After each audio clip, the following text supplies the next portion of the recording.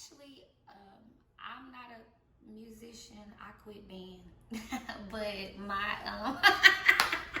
but my older brother, he actually is musically inclined. He plays the saxophone and the piano, and then like my mom's mother, she plays the piano. So I grew up like singing in church. I always like sang in school choir, like a cappella choir and different like pop groups. I even like used to work with like God's Property, like Kirk Franklin's family. Like back in the day, they used to have like youth camps to come out and sing and stuff. So I used to go and perform and do things like that. And when I was like around 16 or 17, I performed for American Idol. Like I went and auditioned for them.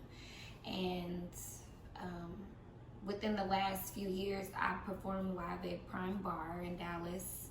And I performed at a few other spots, but because of the pandemic, I was like a little cautious about going because people were really uncertain about a lot of things. And as far as the type of music that I listened to as a kid, I could just always remember like riding around in my dad's old Volvo, and he always be playing like the Ohio Players.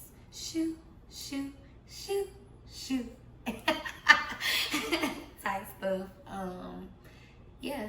And like the first concert that he like ever took me to was like the Gladys night, and that was like so dope. So I really like all genres of music, so I'm not really a stickler about that. I kind of listen to any type of music that just, you know, if I vibe with it, I vibe with it. So artists that influenced me the most, I would say I like Patti LaBelle, like Shaka Khan, Earth, Wind and Fire. I love CeeLo Green. Her like newer artists, Jasmine Sullivan, she's dope.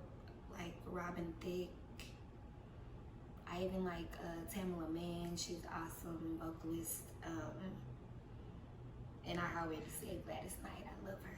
And then things that keep me like motivated, I would say that I just basically like as an artist, I come to the realization of like I can self-lead myself. So as long as I just continue to like let life flow, then my music will flow too. So if you think too hard into it, then because I did suffer from like not being able to write sometimes, or having this fear like, okay, I wrote this one song, am I gonna be able to, you know, do this over and over and over again? Yeah. And that actually was like really one of my biggest battles before, why I never really started writing music and recording, because I was like, I don't want to be like a one hitter quitter, you know.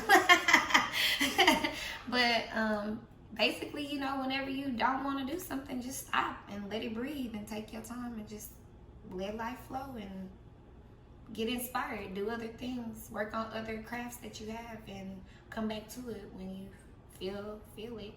Usually I get mostly motivated whenever someone like sends me a dope beat, like, and I just be vibing with the beat, and then I'll just be like, oh yeah, this goal is something that I might have worked on and I stopped or whatever. So yeah.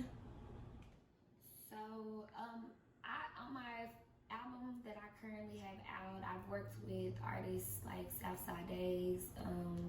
I just released some singles. I work with a Dallas artist named King Talib, and currently I'm collaborating with other Dallas artists. His name is Herc, and another Dallas artist, his name is Ed Herrera. But if I had to pick like major label people that I would want to work with, I would say like Ty Dolla Sign, CeeLo Green. I wouldn't mind working with, you know, Alicia Keys, or even, I don't know, Rihanna or somebody. They seem like dope people. I wouldn't mind working with them. Definitely I would want to work with Jasmine Sullivan or her.